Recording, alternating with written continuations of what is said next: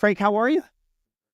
Doug, glad to be here. I'm doing great. Thanks for having me. I appreciate it. Glad we could do this. So, Frank, when I'm looking for new podcasts to listen to, and I was just the other day, I look at something I've gotten by email with, the latest from NPR or, the charts, or maybe I finally do check out Smart Lists with Jason Bateman that everybody always talks about.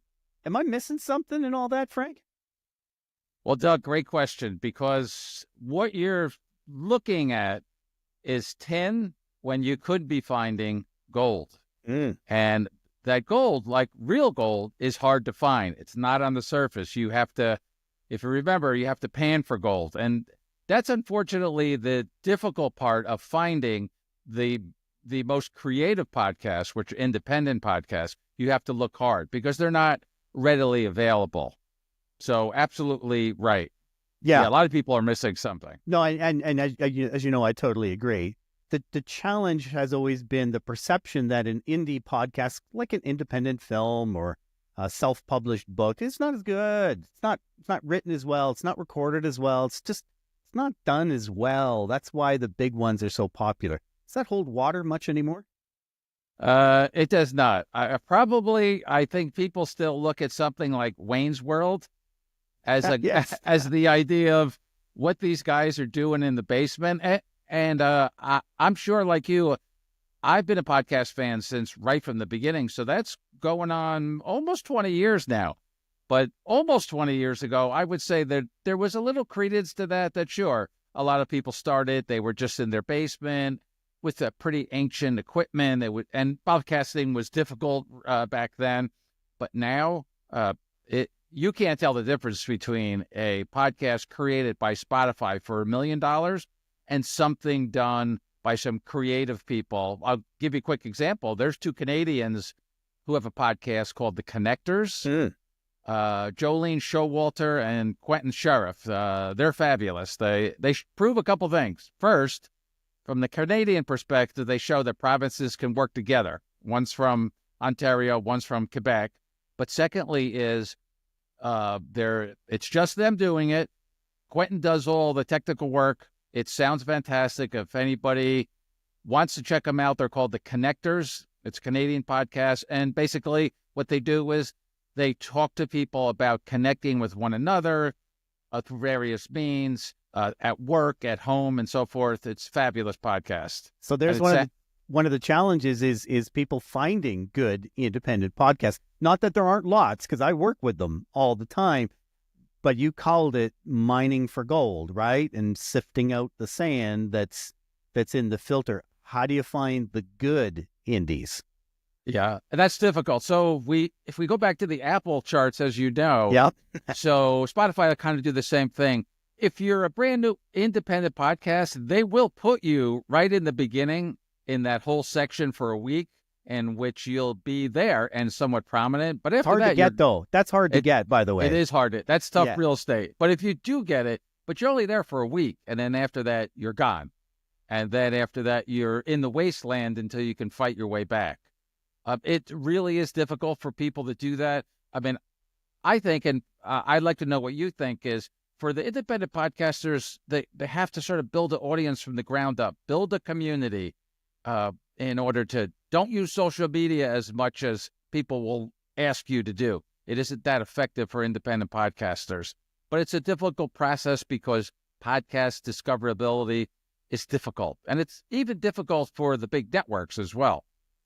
That's true. And I totally agree, because we work with, right now, I think we have 12 indie podcasts that we're working with, but I've got a list of another 25 that we've done work with in the past and occasionally counsel or liaise with them. I think it's lean into your strength. It's kind of like whoever you are as a person, that's what you lean into. You be the you-iest you. So if someone, I agree with what you said about social media. In general, social media is completely up at that awareness level unless you build community somehow through that. And there's lots of commentary about Facebook communities are starting to go away and slide away and all that, that's typical. Engagement on social media is down. But for example, I have one client, she's a social media influencer, specifically on Instagram, has a following of 80,000. So for her, the strategy is actually quite different. Lean into that. Exactly. Right? Let more clips from your episode, video clips from your episode on Instagram. Let's do some Instagram lives. Let's give some behind the scenes stuff that leans into that audience. And as I've told her, don't expect all 80,000 of your IG followers to cross over to the podcast, because on IG, you're wide and not very deep.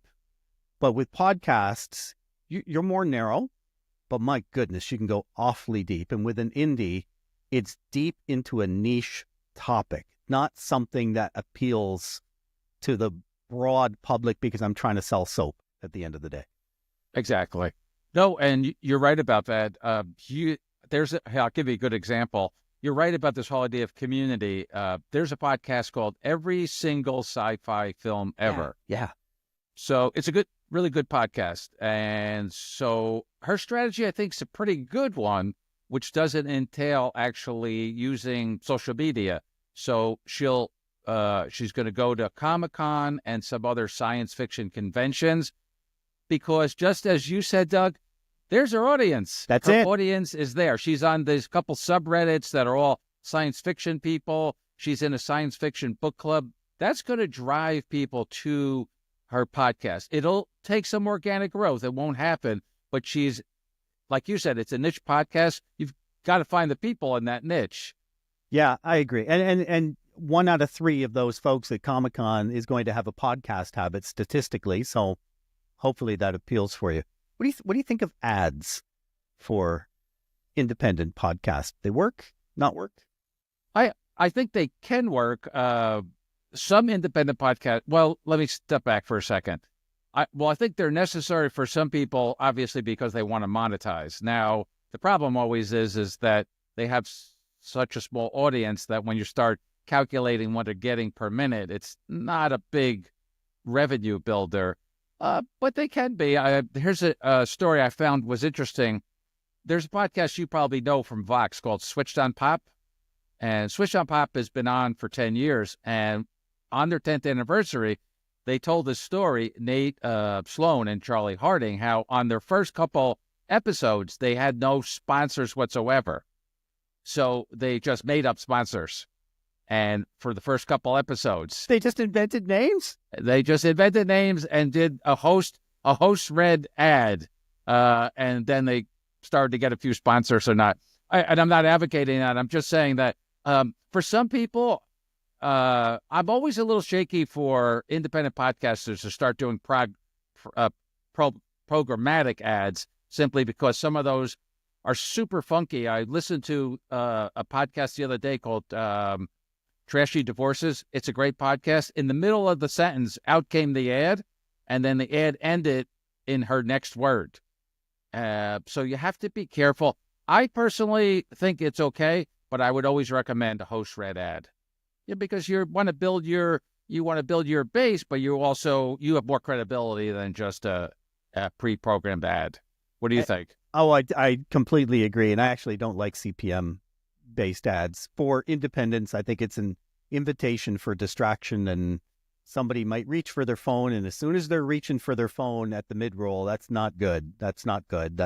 You want to keep them listening for the episode. Yeah. So, yeah. The other day, I listened to a brand new podcast someone had sent me, independent podcast, and they sent me their trailer, which is great. They did a trailer. I had to listen to it. It was 2 minutes long. That's long. That's long. Yep. But they had 4 minutes. They had 4 ads that took a minute before the trailer actually started.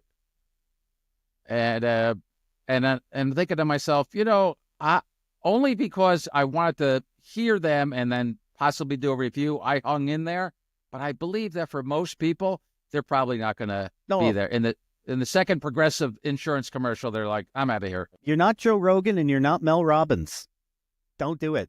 Last question here, and I think it's an important strategy, is to find the voices and the influencers that support independent podcasts. That's a way for you to grow your own. For example, your amazing newsletter, Ear Worthy, such a strong supporter of indie podcasts. Talk to me a bit about that strategy and tell me more about Ear Worthy. Sure. So Ear Worthy, actually, I'll make this quick, but I started actually with a newsletter/blog called Podcast Reviews in 2009. But in 2009, there were not enough people listening, so therefore there were not enough people reading. So then I closed that down and restarted 8 years ago in 2017.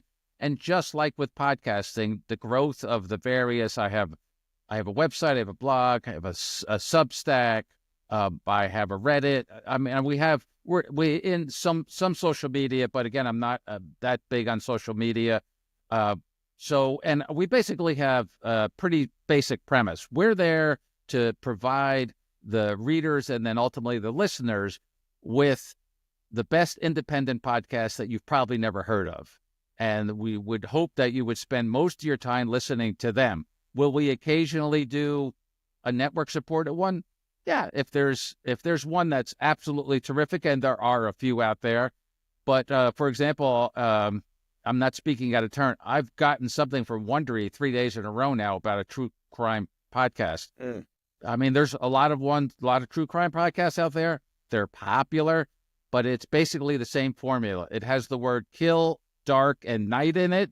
And so I'm like, I'm not going to review this. I'm hoping that the people that read Earworthy, I have respect for them, and I would provide them with podcasts that are quality, almost always independent podcasts, and something they can listen to.